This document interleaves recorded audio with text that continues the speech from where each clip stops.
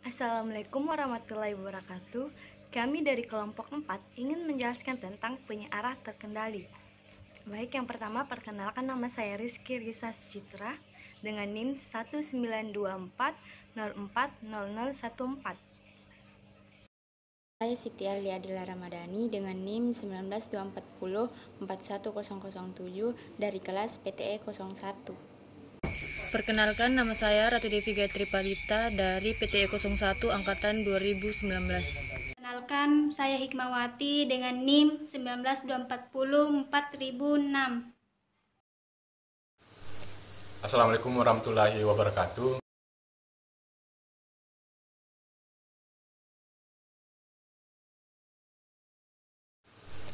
Assalamualaikum warahmatullahi wabarakatuh. Jadi pada kesempatan ini saya akan menjelaskan macam-macam penyeara terkendali.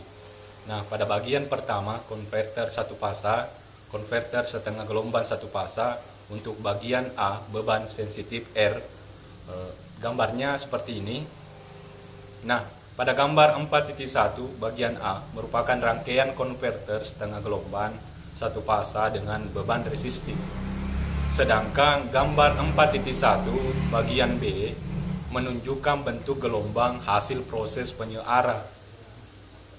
Dapat dijelaskan melalui gambar 4.1 untuk bagian A dan bagian B. Ketika setengah periode pertama polaritas plus T1 dipicu sebesar alfa, maka T1 menjadi on dan alfa dikurang pi sehingga terjadi tegangan luaran EDC.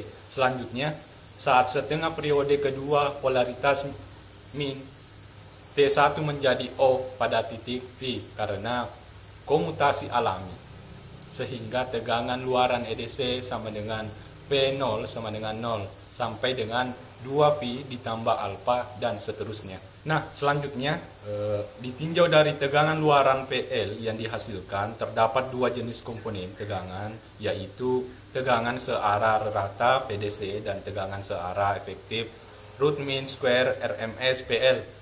Nilai tegangan luaran masing-masing adalah PDC sama dengan PM dibagi 2pi dikali 1 ditambah cos alfa. PL sama dengan PM pi dikurang alfa dibagi 4pi ditambah sin 2 alfa dibagi 8pi. Dengan demikian, daya luaran rata PDC dan daya luaran efektif PL adalah PDC sama dengan PDC I DC. Kemudian PL sama dengan PL 1L. Oke, pada bagian B, beban resistif induktif RL. Pada gambar 4.2 bagian A merupakan rangkaian konverter setengah gelombang satu fasa dengan beban resistif induktif RL, sedangkan gelombang 2.2 pada bagian B menunjukkan bentuk gelombang hasil penyerahan. Proses penyerahan dapat dijelaskan melalui gambar 4.2 untuk bagian A dan bagian B. Setengah periode pertama polaritas plus SCR T1 dipicu sebesar A, maka SCR T1 akan on dan alfa sampai dengan beta. Hal ini disebabkan sifat induktor L. Hal ini berarti sudut konduksi SCR T1 sebesar beta dikurang alfa. Selanjutnya mulai dari titik beta sampai dengan 2pi ditambah alfa, SCR T1 menjadi O. Selanjutnya, macam-macam penyeara terkendali, yaitu konverter gelombang penuh satu fasa.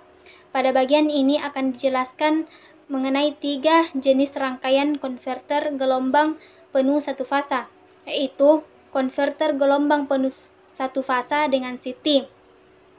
Pada gambar 4.3 merupakan rangkaian konverter gelombang penuh satu fasa CT dengan beban R. Transformator dengan CT dipilih untuk memperoleh dua tegangan V1 dan V2 yang masing-masing memiliki beda fasa sebesar 180 derajat terhadap CT atau netral.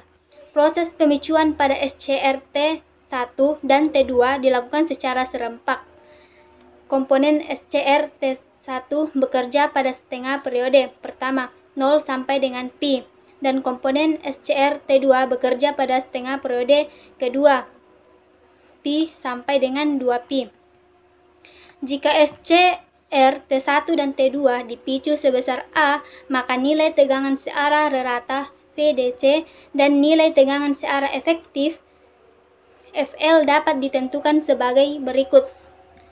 VDC sama dengan Vm per Pi, dalam kurung 1 ditambah cos A. VL sama dengan Vm dalam kurung Pi kurang A per 2Pi ditambah sin 2A per 4Pi pangkat 1 per 2. Dengan demikian, daya luaran rata PDC dan daya luaran efektif PL adalah PDC sama dengan VDC IDC atau PL sama dengan VL IL. Oke, baik. Di sini saya akan menjelaskan tentang konverter gelombang penuh satu fasa dengan hubungan jembatan. Nah, bisa kalian lihat gambar pada PPT. Nah, itu merupakan gambar konverter gelombang penuh satu fasa dengan hubungan jembatan dan hambatan R. Nah, proses pemicu untuk rangkaian ini yaitu SCR T1 dan T2 serta SCR T3 dan SCR T4 dioperasikan secara serempak dengan SCR T1 dan T2 bekerja pada setengah periode pertama, yaitu dari 0 sampai dengan pi, sedangkan SCR T3 dan T4 bekerja setengah gelombang periode kedua dengan pi sampai dengan 2pi. Oke, baik. Selanjutnya saya akan menjelaskan tentang semikonverter satu fasa. Nah, gambar pada PPT merupakan semikonverter satu fasa. Nah, semikonverter ini memiliki dua jenis tetapi fungsinya sama, yaitu semikonverter simetris dan semikonverter satu fasa tak simetris. Proses pemicu pada rangkaiannya ini ketika SCR T1 dan diode T1 serta SCR T2 dengan diode T2 dioperasikan secara serempak dengan komponen SCR T1 dan diode T1 bekerja pada setengah periode pertama, yaitu dari 0 sampai pi, sedangkan komponen SCR T2 dengan diode T2 bekerja setengah periode kedua dengan pi sampai dengan 2pi. Jika beban pada R di rangkaian 4.6 diganti dengan RL, maka perubahan yang ditunjukkan itu dapat dilihat pada gambar 4.7. Dan nilai tegangannya itu berubah, yaitu VDC sama dengan 3/3 per 2pi dikali Vm cos A. Nah, selanjutnya konverter gelombang penuh 3 fasa. Bisa dilihat pada gambar 4.8, itu merupakan rangkaian konverter setengah gelombang 3 fasa dengan beban resistif dan bentuk gelombang hasil penyarahan. Dalam rangkaian ini terdapat dua grup atau kelompok SCR. Yang pertama itu grup positif dan kedua grup negatif. Di mana SCR T1, T2 dan T3 merupakan grup positif, sedangkan SCR T4, T5 dan T6 merupakan grup negatif.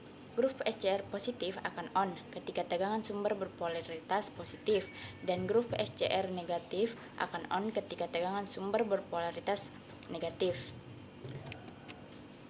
Jika beban R pada rangkaian gambar 4.8 diganti beban RL, maka bentuk gelombang yang dihasilkan seperti ditunjukkan pada gambar 4.9. Nilai tegangan searah VDC dapat ditentukan dengan persamaan berikut. VDC sama dengan 3/3 per pi dikali V MPH dikali cos alfa. Nah, selanjutnya yaitu semikonverter 3 fasa.